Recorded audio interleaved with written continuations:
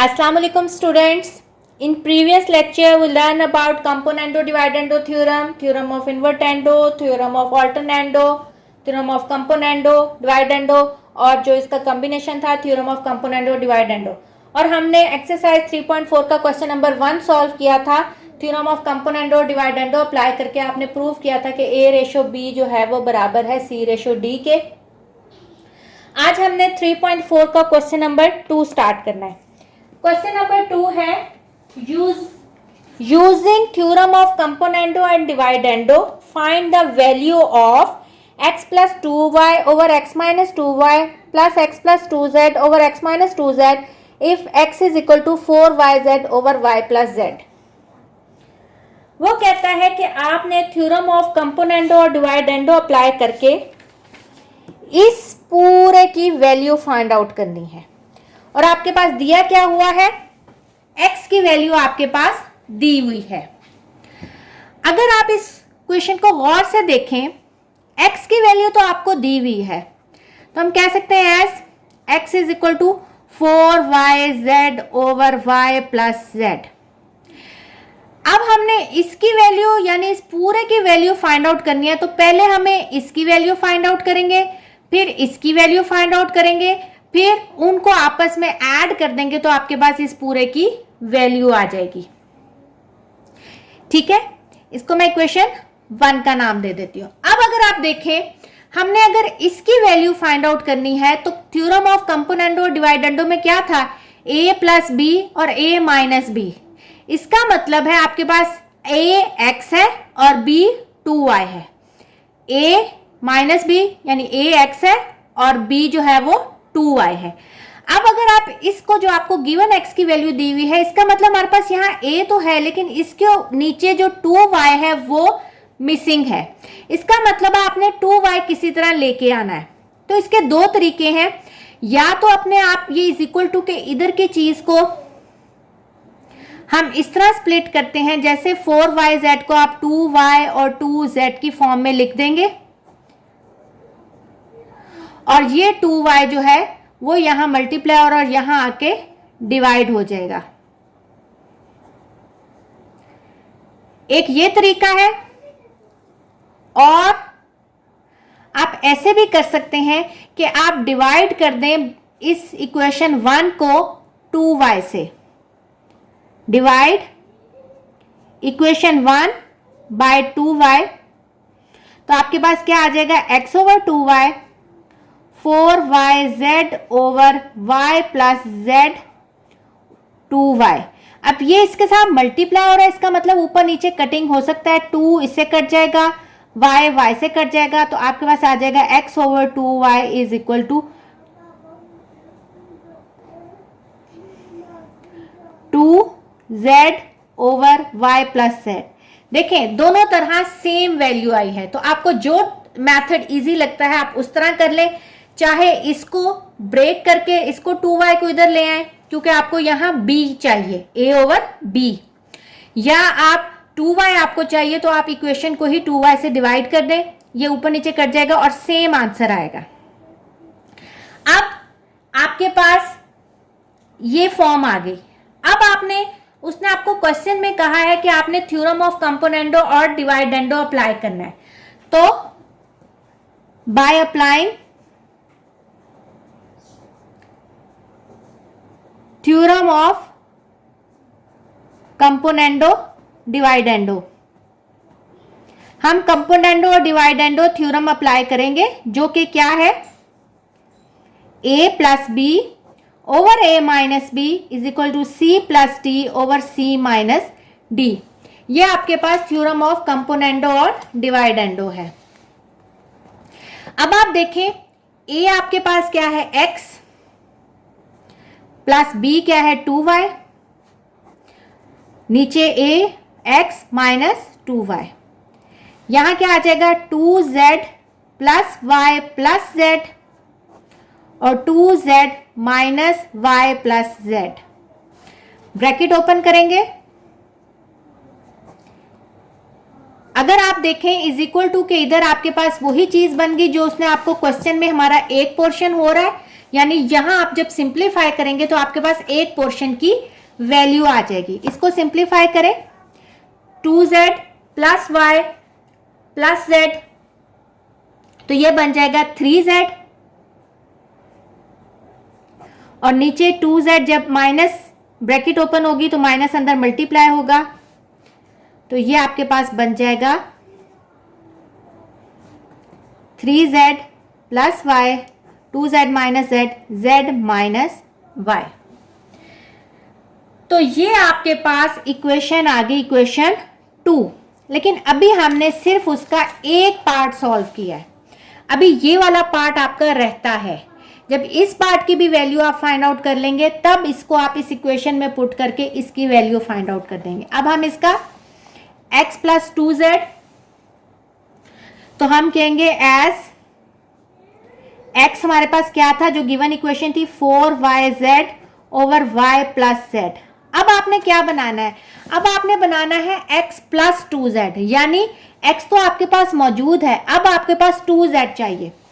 इसको भी आप अगेन दोनों तरीके से कर सकते हैं, यानी चाहे तो उसको स्प्लिट करके कर लें, चाहे तो आप उसको डिवाइड करके कर लें। तो मैं आपको इसको भी दोनों तरीकों से करवा देती हूं। 2y 2z y plus z, यहां नीचे आएगा 2y over y plus z, या ये बनेगा, या आप लिखेंगे divide equation 1 bye 2z। 2z से जब आप डिवाइड करेंगे तो ये आ जाएगा 2z 4yz y plus z और 2z। 2z मल्टीप्लाई हो रहा है इसलिए इसकी ऊपर नीचे कटिंग हो सकती है, तो आपके पास आ जाएगा x ओवर 2z जो है वो बराबर आ जाएगा 2y over y plus z। यानी सेम आई है, आप जो तरीका इस्तेमाल करना चाहते हैं, जिस मेथड से आपको समझ आती है आप उस मेथड से इसको कर सकते हैं। अगेन अब हम यहाँ अप्लाई करेंगे थ्योरम ऑफ कंपोनेंडो और डिवाइडेंडो, तो क्या लिखेंगे, बाय अप्लाइंग। आपने दोनों मेथड नहीं करने, ये मैंने आपको समझाने के लिए दोनों मेथड की हैं, आपने कोई भी इनमें से एक मेथड अप्लाई करना है। By applying componendo dividendo theorem,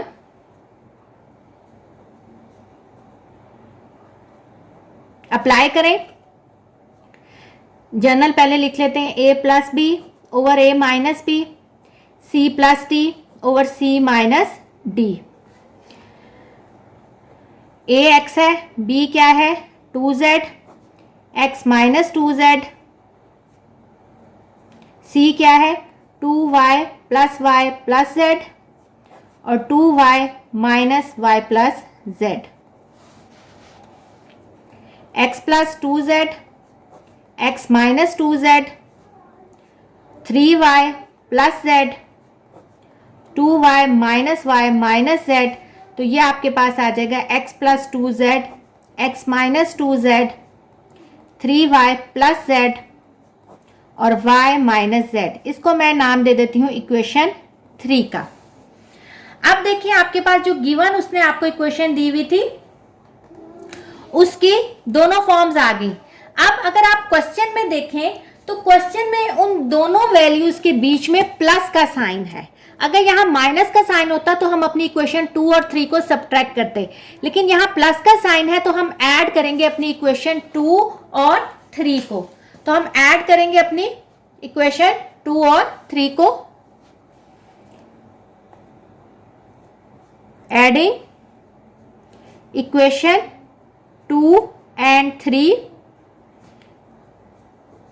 2 क्या थी आपके पास, x plus 2y, x minus 2y। अब आप याद रखें बेटा कि जब आप लोग किसी दो इक्वेशंस को ऐड करते हैं तो उनकी लेफ्ट हैंड साइड में ऐड होती है और राइट हैंड साइड में ऐड होती है। तो इसका मतलब है इक्वेशन 2 की लेफ्ट हैंड साइड इक्वेशन 3 की लेफ्ट हैंड साइड में ऐड होगी और इक्वेशन 2 की राइट हैंड साइड इक्वेशन 3 की राइट हैंड साइड में ऐड होगी। z minus y plus 3y plus z y minus z। अब आप देखिए जो आपको क्वेश्चन में वैल्यू फाइंड आउट करने के लिए दी थी, यहां वही इक्वेशन बन गई। तो इसका मतलब है आप इसकी ये साइड सॉल्व करेंगे तो आपके पास रिक्वायर्ड आंसर आ जाएगा। अब इसको सॉल्व करने के लिए आप देखें डिनोमिनेटर आपके पास सेम है लेकिन सिर्फ साइन का फर्क है। तो अगर आप यहां से माइनस कॉमन ले लें तो आपके पास साइन सेम आ जाएगा। तो ये आसानी होगी, बजाय ये कि आप इतना लंबा इसको मल्टीप्लाई करें। हम यहां से माइनस कॉमन ले लेते हैं। माइनस कॉमन लिया तो क्या बच गया, y पहले पॉजिटिव था नेगेटिव हो जाएगा और z पहले नेगेटिव था तो पॉजिटिव हो जाएगा। अब देखें आपके पास डिनोमिनेटर सेम हो गए और ये माइनस जो है वो यहां जाके मल्टीप्लाई हो जाएगा और आपको पता है प्लस माइनस जो है वो माइनस होता है। तो ये बन जाएगा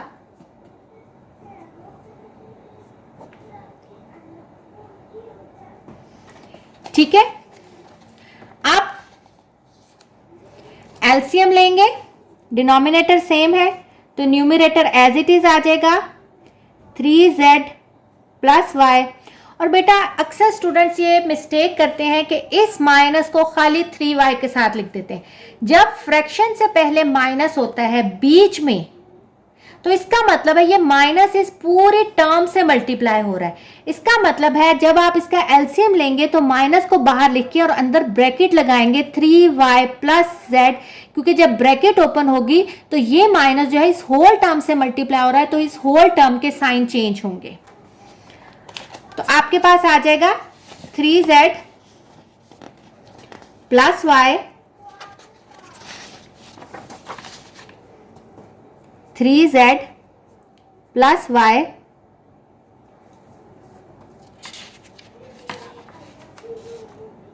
माइनस 3y माइनस z और नीचे आपके पास आ जाएगा z माइनस y।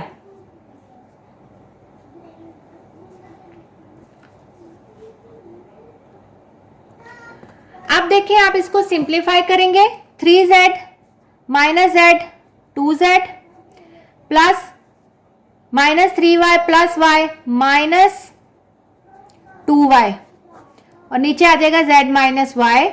2 कॉमन लेंगे तो अंदर बचेगा z माइनस y और नीचे भी z माइनस y है।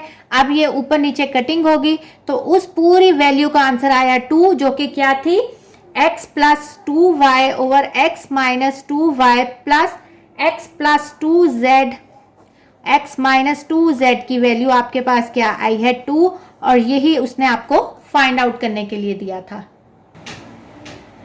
इस क्वेश्चन नंबर 2 का पार्ट 2 आप खुद करेंगे, पार्ट 3 मैं करवाती हूं। अब देखें अगेन आपके पास x दिया हुआ है और आपने x minus 6 over a x plus 6 over a minus x plus 6 b over x minus 6 b find out करना है। अब फर्क सिर्फ क्या है, अब आपके पास दोनों टर्म्स के बीच में माइनस है। आपने पहले इसकी वैल्यू फाइंड आउट करनी है, फिर इसकी वैल्यू फाइंड आउट करनी है और एंड में जो आपके पास वैल्यूज आएंगी बजाय उनको ऐड करने को कि जैसे कि हमने पार्ट 1 में किया था, हम उसको सब्ट्रैक्ट करेंगे। तो हम स्टार्ट करते हैं। S x is equal to 12ab over a minus b। इसको अगर इक्वेशन 1 का नाम दें। अब हमें 6a की जरूरत है तो चाहे आप इसको स्प्लिट करके बना ले, चाहे 6a से डिवाइड कर ले बोथ साइड पे। चले मैं डिवाइड कर देती हूं। Divide equation 1 by 6a। जो एक साइड पे ऑपरेशन किया वो दूसरी साइड पे भी ऑपरेशन किया। a minus b 6a a से कट गया और 6 2 ज़ा 12। तो ये आपके पास आ गया x over 6a is equal to 2b over a minus b। अब हम इस पे कंपोनेंडो डिवाइडेंडो थ्योरम लगाएंगे by applying componendo dividendo theorem.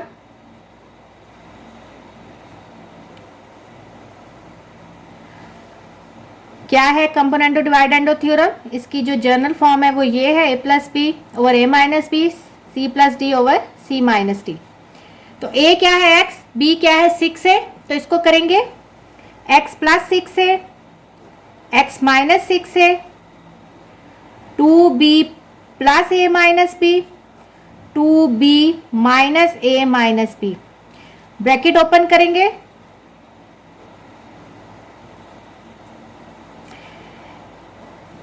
A as it is आ जाएगा, 2b में से b गया तो प्लस b, ब्रैकेट ओपन करेंगे, 2b minus A plus b। तो अब आप इसको सिंप्लीफाई करेंगे तो b में से 2b में से b गया तो प्लस b, तो ये आ जाएगा b माइनस ए। आपके पास आ जाएगा x plus 6a over x minus 6a, a plus b over, sorry ये दोनों ऐड हो रहे हैं तो 2b प्लस b 3b बनेगा, तो ये बन जाएगा 3b माइनस a। इसको मैं इक्वेशन 2 का नाम दे देती हूं। अभी तक हमने हाफ पार्ट जो है उसका सॉल्व कर लिया है, ठीक है। लेकिन अगर आप गौर से क्वेश्चन को देखें तो यहां आपके पास x minus 6a over x plus 6a, और यहां आपने जो वैल्यू फाइंड आउट किया वो है x plus 6a over x minus 6a। इसका मतलब है हमें इसको उल्टा करना पड़ेगा, और उल्टा करने का मतलब है कि आपके पास इसको a को b बनाना पड़ेगा और b को a बनाना पड़ेगा। तो इसमें आपके पास कौन सा थ्योरम अप्लाई होता है? इसमें थ्योरम ऑफ इन्वर्टेंडो अप्लाई होता है, जिसमें आप इज इक्वल टू के एक ही साइड पे चेंजेस करें उसमें थ्योरम ऑफ इन्वर्टेंडो अप्लाई होता है, और अगर आप इज इक्वल टू के उधर जाके चेंजेस करें, यानी इज इक्वल टू के उधर ले जाए एक वैल्यू को और इज इक्वल टू के उधर से एक वैल्यू इधर ले आए, उसको आप ऑल्टरनेंडो कहते हैं। तो यहाँ जो हम चेंजेस कर रहे हैं ये आपके पास एक ही साइड पे, यानी इज इक्वल टू के एक ही साइड पे चेंजेस हो रही हैं, तो यहां हम अप्लाई करेंगे थ्योरम बाय इन्वर्टेंडो थ्योरम। तो हम लिखेंगे बाय इन्वर्टेंडो थ्योरम। आपके पास ये उल्टा हो जाएगा, x minus 6a over x plus 6a, तो ये भी उल्टा हो जाएगा 3b minus a over a plus b। इसको आप इक्वेशन 3 का नाम दे देंगे। अब इसका सेकंड पार्ट करते हैं। अगेन x आपके पास क्या है, 12ab over a minus b। अब आपके पास किस फॉर्म में चाहिए, x प्लस 6b, तो 6b को divide 6b on both sides of above equation, we get x over 6b, 12ab over a minus b into 6b,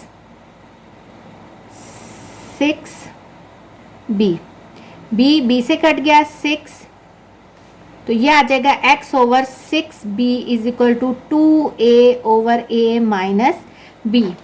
again इसमें आप कंपोनेंटो डिवाइडेंडो theorem लगाएंगे।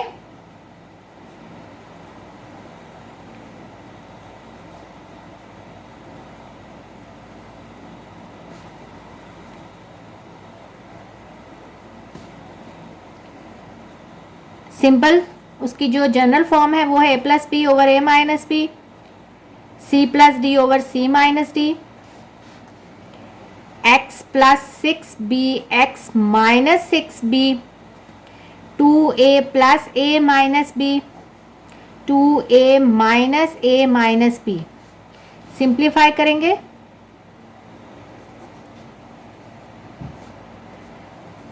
Three A minus B, 2a minus a plus b।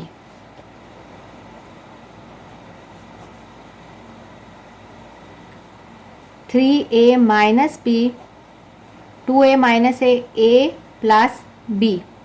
तो ये आपके पास आ जाएगी equation 4। लेकिन अगर आप क्वेश्चन में देखें तो यहाँ आपके पास ऊपर प्लस ही है, इसका मतलब इसमें आपको इन्वर्टेंडो थ्योरम अप्लाई करने की ज़रूरत नहीं है। तो आपने इन्वर्टेंडो थ्योरम अप्लाई करने से पहले अपने इक्वेशन को जो देखना है कि जिसकी आपने वैल्यू फाइंड आउट करनी है वो किस फॉर्म में है। प्लस ऊपर है तो इन्वर्टेंडो थ्योरम अप्लाई करने की जरूरत नहीं है, और अगर माइनस ऊपर था, जैसे इसकी एक वैल्यू में माइनस ऊपर था एक में नहीं था, तो वहां हमने थ्योरम अप्लाई कर दिया।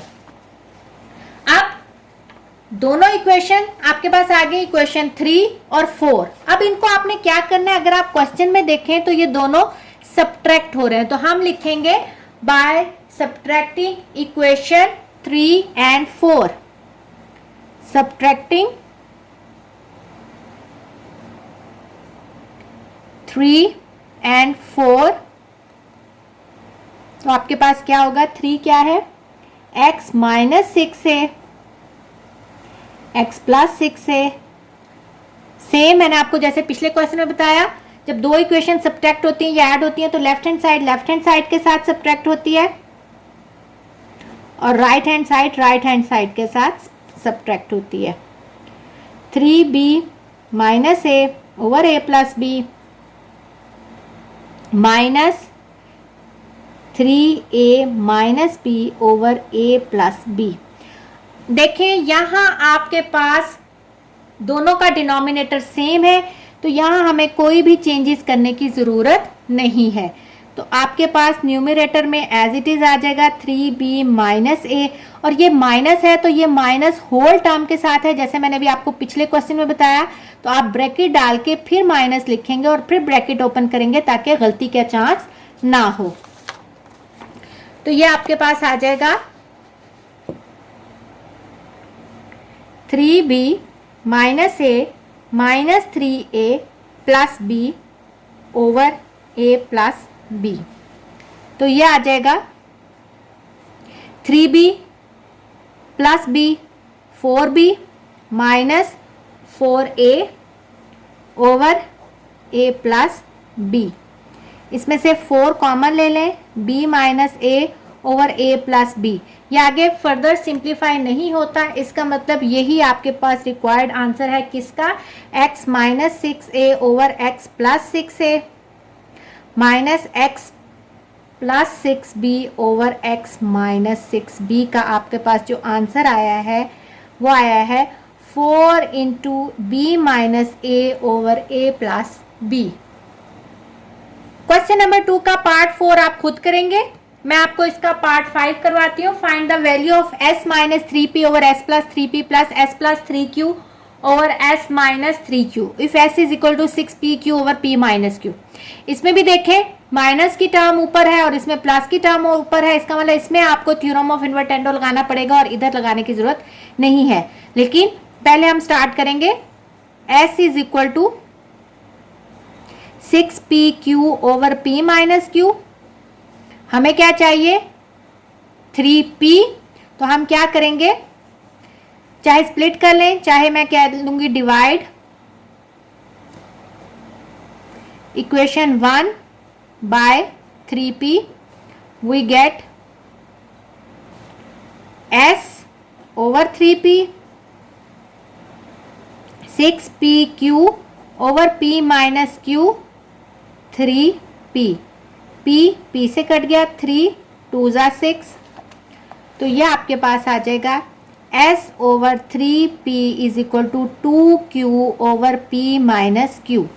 अब आप अप्लाई करेंगे कंपोनेंडो डिवाइडेंडो थ्योरम।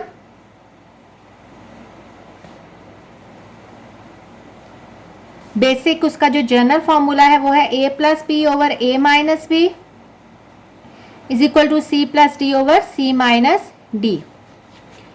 तो आपके पास क्या आएगा, a क्या है s, b क्या है 3p, तो s plus 3p s minus 3p 2q plus p minus q 2q minus p minus q। तो आपके पास s plus 3p, s minus 3p, 2q में से q गया, q प्लस p या p प्लस q, और नीचे ब्रैकेट ओपन करेंगे 2q minus p plus q। तो आपके पास आ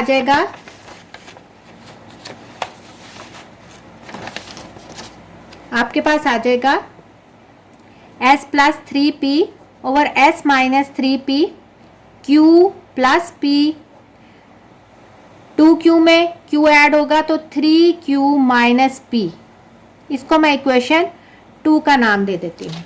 लेकिन आपके पास गिवन इक्वेशन में तो माइनस ऊपर है, तो यहाँ अगेन हम क्या अप्लाई करेंगे, इन्वर्टेंडो थ्योरम। तो मैं लिखूंगी बाय इन्वर्टेंडो थ्योरम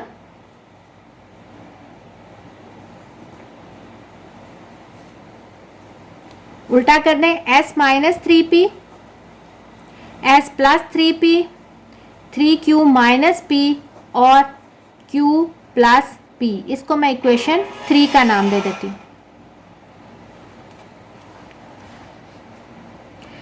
अब आपके पास ये इक्वेशन 3 आ गई। अब हमने इस गिवन क्वेश्चन का सेकंड पार्ट सॉल्व करना है।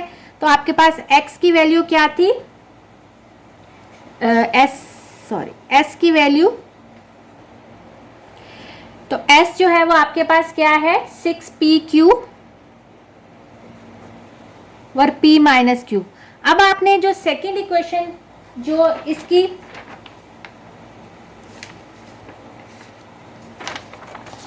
सेकंड वो बनानी है s प्लस 3q, यानी 3q हमें चाहिए। तो हम 3q जो है वो डिवाइड कर देंगे, 3q on both sides of above equation.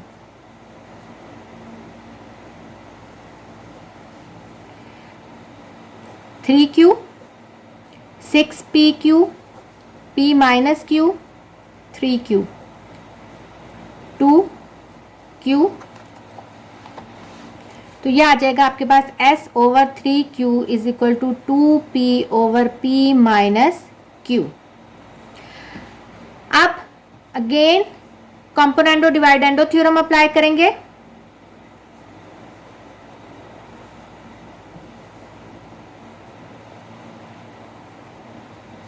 Componendo dividendo theorem,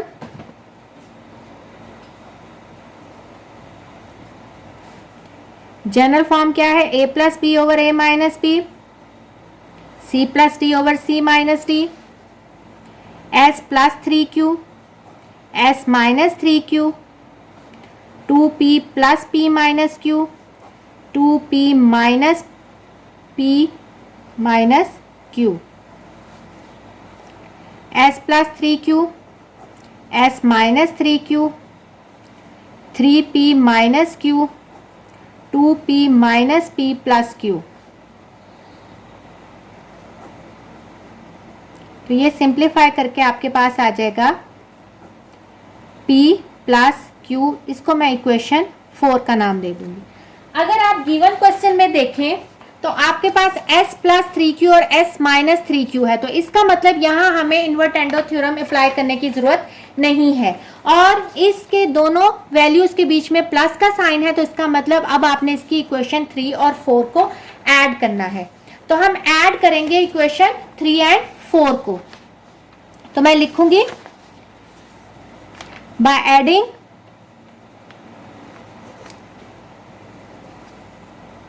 हम 3 और 4 को ऐड करेंगे। 3 आपके पास है s minus 3p, s plus 3p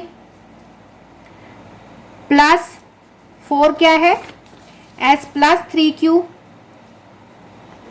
s minus 3q is equal to, इसकी भी वो साइड ऐड करेंगे 3q minus p over q plus p plus 3p minus q over p plus q। अब अगर आप देखें तो आपके पास इन दोनों का डिनोमिनेटर जो है वो सेम है। ऑर्डर ऑर्डर से कोई फर्क नहीं पड़ता, आप इसको p प्लस क्यू यानी हम इसको p प्लस क्यू के फॉर्म में या उसको जो है वो q प्लस p की फॉर्म में लिख सकते हैं। तो हम पहले ऑर्डर सेम कर लेते हैं उसका और उसके बाद उसका एलसीएम ले लेते हैं। 3q minus p plus Q minus Q over p plus Q. Order same हो गया, एलसीएम लेंगे 3q minus p plus 3p minus q। तो आपके पास आ जाएगा 3q में से q गया 2q और 3p में से एक p गया, बड़ी वैल्यू का साइन आएगा तो plus 2p, p plus q, 2 common लें तो आपके पास q प्लस p। आप ऑर्डर चेंज कर सकते हैं, q प्लस p हो या p प्लस q, तो हम इसको लिख सकते हैं p प्लस q, क्योंकि a प्लस b जो है वो बराबर होता है b प्लस a के। ये आपके पास कट जाएगा और आपके पास आंसर आ जाएगा 2 किसका, s minus 3p over s plus 3p जो है plus s plus 3q over s minus 3q के पास आपके पास वैल्यू आएगी 2।